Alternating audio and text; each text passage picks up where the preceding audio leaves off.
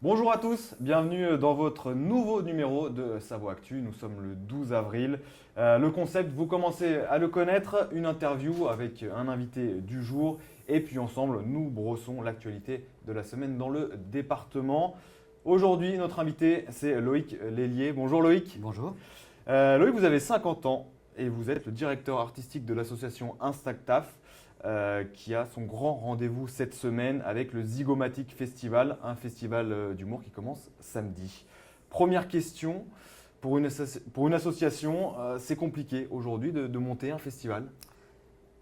Oui, c'est compliqué de monter. En fait, non, c'est pas très compliqué de monter un festival. Ce qui est compliqué, c'est de faire vivre une association et de donner suffisamment d'énergie à cette association pour arriver, in fine, à monter le festival. Mais le festival lui-même, c'est pas si compliqué que ça. Voilà, il faut penser à plein de choses, mais ça va.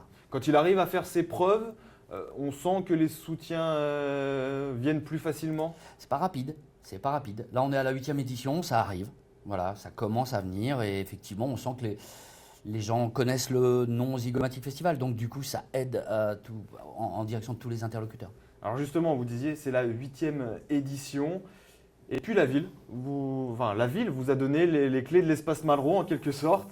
Une forme de reconnaissance et un sacré défi en même temps. Oui, sacré défi, parce que l'espace Malraux, c'est une grande salle. Et forme de reconnaissance, oui, parce que quelque part, justement, peut-être qu'on est enfin en capacité de monter ce genre d'événement à Chambéry. De plus, la ville de Chambéry, je pense, a des velléités d'essayer de monter un festival d'humour. Et donc, pourquoi ne pas croiser entre le Zygomatic Festival et la ville? Le festival avait besoin d'un tel challenge à cette 8e édition. Moi, j'ai tendance à dire que tous les challenges sont bons à prendre. On y va, quoi. Voilà. Bon, Donc, oui. bon on va croiser les doigts. Et puis cette soirée d'ouverture, elle s'annonce assez belle avec un très joli plateau. Justement, comment avez-vous réussi ce petit exploit de réunir Guillaume Meurice, Alex Vizorek, Thierry Fromet, bref, Frédéric Fromet, pardon, bref, les trois humoristes qui font les beaux jours en ce moment de l'émission de France Inter. Si t'écoutes, j'annule tout. En fait, on a réussi parce qu'on les a déjà programmés, parce que c'est des copains, c'est des gens qu'on a programmés il y a quelques années et qui ont fait leur chemin, qui aujourd'hui sont à France Inter. Mais avant, ils étaient sur le Zygomatic comme humoristes et voilà. Et justement, on parlait de reconnaissance. C'est aussi. C'est un peu ça. Est-ce qu'on voit ça un peu comme une dette qui vous ont un petit peu? Ils n'étaient pas très connus, vous leur avez donné leur chance, et puis aujourd'hui, vous avez besoin d'un petit coup de main, ils répondent présent? Tout de suite. Tout de suite, ils ont répondu présent vraiment immédiatement. C'était par le biais de Guillaume Meurice qui a rappelé ses deux compères, mais oui, c'est ça, ouais, tout de suite. C'est flatteur. Super. Alors, le Zygomatic Festival, avant tout, avant Malraux, c'est un festival itinérant, rural, qui se veut intimiste. Dans le reste de la programmation, où vous allez aller cette année? Et puis, qu'est-ce que nous réserve cette programmation là jusqu'au 29 avril? Alors, on est sur les routes, parce que justement, cette étape à Chambéry n'est pas qu'une étape à Chambéry, on continue à être sur les routes. Et on va donc, si on part de Chambéry en direction un peu du sud, on va aller en direction de Cognin, tout de suite là à côté, puis de Saint-Thibaud-de-Cou, les Échelles, Saint-Laurent-du-Pont. On monte même sur le haut du massif de Chartreuse à la Ruchère. D'accord. Voilà. Un petit peu jusqu'en frontière avec l'Isère. On passe même en Isère, puisque Saint-Laurent-du-Pont et la Ruchère sont en Isère. En termes de programmation, encore des jeunes talents qui arrivent. Oui, je suis sûr, j'en suis convaincu. Il y a des gens qui vont faire un bon bout de chemin, je suis convaincu. Par exemple, je les aime tous si je les ai programmés, mais je ne peux pas m'empêcher de parler. Je peux pas m'empêcher de parler de Michael Hirsch qu'on fait venir aux Échelles, parce que pour moi c'est vraiment une pépite particulière. C'est un Devos sans puissance. C'est un jongleur de mots et j'adore les jongleurs de mots. On s'ennuie pas hein, à chaque date. À sa particularité. Et justement, on parle de découvreur de talent. Comment vous construisez votre sélection d'artistes? c'est au coup de cœur, racontez-nous un petit peu. Je suppose que vous aussi, vous êtes bien itinérant en termes de festivals pour les Voilà, dénicher. tous les ans, on court un petit peu tous les festivals d'humour et d'autres, festivals de rue, les choses comme ça. Et c'est vraiment au coup de cœur. Il faut que ça nous plaise.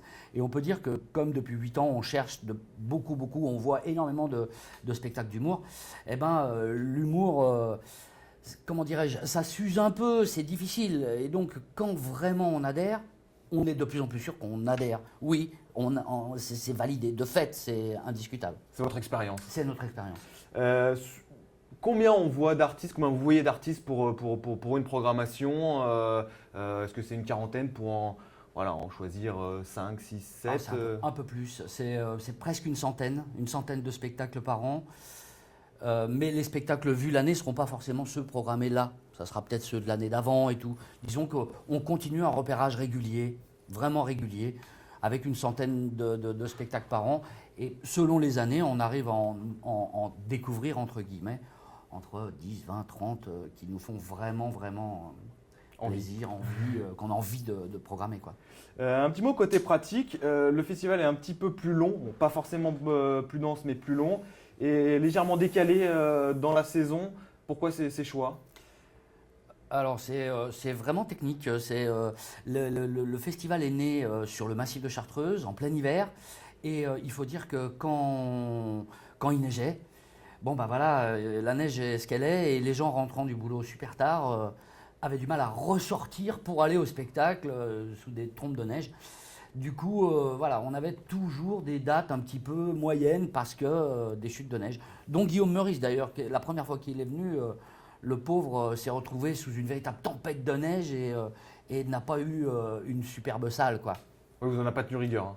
Du tout. C'est plutôt cool. Du tout. Au contraire, même, je crois qu'il en a gardé de bons souvenirs.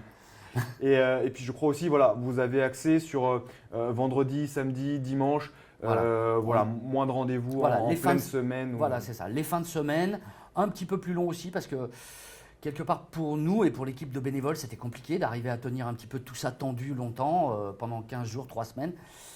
Et là maintenant, le fait de breaker entre guillemets entre le lundi et le mercredi, jeudi, ça aide quand même pas mal. Ça permet à tout le monde de reprendre une bouffée d'air avant de rattaquer un week-end un petit peu chargé. On va parler de l'association Instinctaf, parce que c'est pas seulement le Zygomatic Festival. C'était aussi, en tout cas, des rendez-vous toute l'année, les jeudis de Saint-Jean, où vous animiez le café communal de Saint-Jean-de-Coux. Vous avez dû arrêter ces rendez-vous. Qu'est-ce qui s'est passé? Ça a été un choix politique. Ça a été vraiment un choix politique aux dernières élections municipales. La nouvelle municipalité entrante n'avait pas tout à fait cette fibre culturelle qu'avait la précédente. Et du coup, ils ont préféré privatiser. C'est tout bête. Pourtant, on était dans un essor extraordinaire. Un village de 200 et quelques habitants, 120 spectateurs de moyenne. C'était vraiment très sympa. Beaucoup de Chambériens qui montaient. Ceci étant, ça nous a aussi, nous, permis de passer à autre chose. De rebondir. De passer à autre chose. Et voilà. Mais c'est vrai qu'on avait une affinité particulière avec ce café. Il était sympa. Oui, puis c'était l'un des seuls finalement qui avait cette gestion communale. Il y avait un sacré intérêt là-dessus. Ouais. C'était assez rigolo. Les élus passaient derrière le comptoir et une association locale programmait et animait la soirée. C'était un mélange sympa. Ouais. Ouais, la philosophie a changé. La philosophie a changé, mais comme beaucoup, hein, voilà, ça s'est privatisé, quoi. Et du coup, vous avez rebondi donc sur les jeudis. Des gens. Les jeudis des gens. On a fait ce glissement léger pour garder l'identité quand même de ce qu'on programmait. Et vous allez ailleurs. Et par contre, maintenant, on va ailleurs. On va dans une scope, dans un lieu associatif, à la billetterie des Grottes des Échelles, ou dans les lieux où les gens nous accueillent, quoi. Et puis, vous avez trouvé refuge aussi aux Échelles, dans ce nouveau lieu artistique, j'ai envie de dire, le Transfo. Un lieu totalement atypique. Oui, c'est un lieu nouveau, c'est un lieu en devenir. On ne sait pas trop ce qui va s'y passer, mais on sent qu'il y a une concentration d'acteurs culturels, d'acteurs, de gens. Il va se passer un truc là-bas parce que vraiment, il y a des envies. Il y a des envies de culture et il y a des envies de choses comme ça qui sont en train de naître là-bas. Et c'est encore très jeune, hein, c'est embryonnaire. Nous, on y est depuis quelques mois. Oui. Voilà, c'est ça. Nous, on y est depuis quelques mois. D'autres associations y sont depuis un petit peu plus longtemps que nous. Il y a aussi des artisans. C'est vraiment un mélange. un mélange qui est sympa et je pense que c'est un mélange à suivre parce qu'il va s'y passer des choses. J'en suis presque sûr. Merci beaucoup Loïc. De rien. Bonne semaine à tous.